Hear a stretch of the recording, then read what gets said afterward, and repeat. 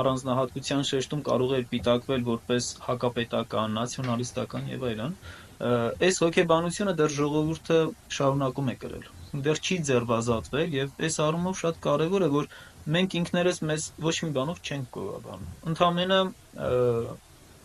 վկայակոչում ենք այն փաստերը, որ օտարները մեր մասին ասել են։ Մենք չենք ասում մեր մասին վկայում են օտարները, հատկապես այդ հենց բերված օրինակը Նարամսոյան եւ ուրիշներ, երբ որ ամբողջ արձանագրություններում գնում է ինքնափառաբանում եւ մեկ էլ դրա կողքին ասեն կարող են տեսնել Նարամսոյանի տեղեկությունը, որ մարդու արարչագործությունից ի վեր ոչ մի արքայի չէր հաջողվել գրավել Արման թագավորությունը։ Ինչ խոսք սա նրա նման մեկը, որ պատմության մեջ առաջի արքան էր, իդեպ որ մահկանացու արքա իրեն հռչակեց Աստված։ Մեր էպոսի բելի նախատիպն է։ Եվ այդ արքան ինքը խոստովանում է, որ արարչագործությունից ի վեր այս երկիրը աննվաճ մի երկիր է։